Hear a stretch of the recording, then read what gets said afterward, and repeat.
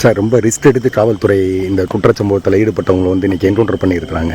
எதன் அடிப்படையில் சார் வந்து காவல்துறைக்கு எந்த அளவுக்கு காயம் ஏற்பட்டிருக்கு, எப்படி சார்? இது வந்து அந்த இப்போ ரீசெண்டாக நடந்த ஆஸ்டிபட்டி நடந்த மர்டர் கேஸ்லேயும் அவன் வந்து வாண்டட் தான். அது இல்லாமல் இன்றைக்கி ஒரு ஈவினிங் போல் இந்த கார்லேருந்து வர மாதிரி நாங்களும் செக் போஸ்ட்லேயும் ஒரு தகவல் அடிப்படையில் ஸ்டாப் பண்ணுறோம்.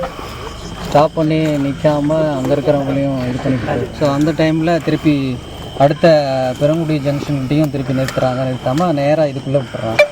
அதை ஃபாலோ பண்ணிட்டு வந்த இன்ஸ்பெக்டர்ஸும் அவர் வந்து இங்கே கைது பண்ண முயற்சிக்கிறாங்க. கைது பண்ண முயற்சிக்கும் பொழுது அவங்க 2 போலீஸ் கூட வராங்க. அதில் அந்த அருவா கையில் வச்சுருந்தவன் 2 போலீஸையும் காயப்படுத்திடுறான். நல்லா வெட்டு. ஆனால் அவங்க ஹாஸ்பிட்டலில் இருக்காங்க. திருப்பி இன்ஸ்பெக்டரும் அவர் தற்காக்க சொல்கிறாங்க. இருந்தாலும் அவன் அவனுடைய இந்த பிஸ்டல், ஒரு கண்ட்ரிமேட் பிஸ்டல் வச்சுருக்கான். அதில் வந்து ஒரு ஃபயர் பண்ணதில் அவங்க போய் மறைஞ்சதில் இதில் வந்து பட்டுருச்சு, காரில் பட்டுருச்சு. ஸோ அப்போ ஃபயர் பண்ணுற அளவுக்கு அவன் இருக்கும்பொழுது ஒரு தற்காப்புக்காக சுடும்பொழுது, காலில் சுடும்பொழுது அவனை குனிங்கிறதுல அவனுக்கு செஸ்ட்டில் பட்டுருக்கு. ஸோ அதனால் அவனை அப்படியே நேராக ஹாஸ்பிட்டலுக்கு இமீடியட்டாக கொண்டு போயிடும். இங்கே பக்கத்துலேயே இருக்கிறதா வேளாண்மாளுக்கு 10 to 15 மினிட்ஸில் நாங்கள் அங்கேயும் கொண்டு போயிடும்.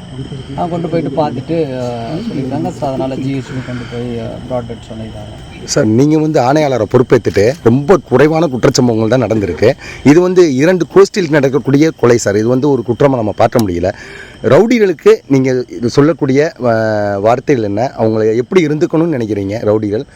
இனிமேல் ரவுடியில் தலை கூட்டினா மதுரை மாநகரத்தில் ஆணையாளர் என்ன விதமான நடவடிக்கைகளை எடுப்பார்? அதாவது சட்டத்தின் அடிப்படையில் நடவடிக்கை எடுக்கிறோம். இதை வந்து அவனுக்கு வந்து எல்லா காஷனும் கொடுத்துருக்கு. அவனை சட்டத்துக்கு முன்னாடி உட்பண்றது. பட் அவன் வந்து ஆய்வாளரே தாக்க முற்படும் பொழுது செல்ஃப் டிஃபென்ஸில் பண்ணுறோம். என்ன இதுனா இந்த மாதிரி இருக்கும்பொழுது கடுமையான நடவடிக்கைகள் எடுக்க வேண்டிய சூழ்நிலை இருக்கிறதால கடுமையான நடவடிக்கை எடுக்கப்பட்டது. அதுதான், வேறு இல்லை சார். வளர்ந்து வரக்கூடிய ரவுடிகளுக்கு நம்ம சொல்லக்கூடிய அந்த எச்சரிக்கை பதிவாக என்ன சார் எடுத்துக்கலாம்?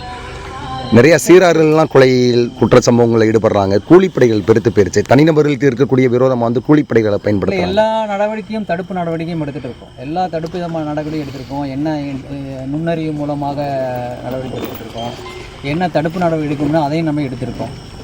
அதுக்கு சட்ட ரீதியாக கடும் நடவடிக்கை என்னவோ அதை நம்ம எடுத்துகிட்டு இருக்கோம். இது வந்து ஒரு எக்ஸப்ஷனல். அவனை பிடிக்க வரும்பொழுது அவன் வந்து ஆய்வரையே தாக்க வரும்பொழுது செல்ஃப் டிஃபென்ஸ்க்காக நடந்தது. இதன் மூலமாக என்னென்னா நம்ம எதுவோ சட்டப்படி நடந்துக்கணும்.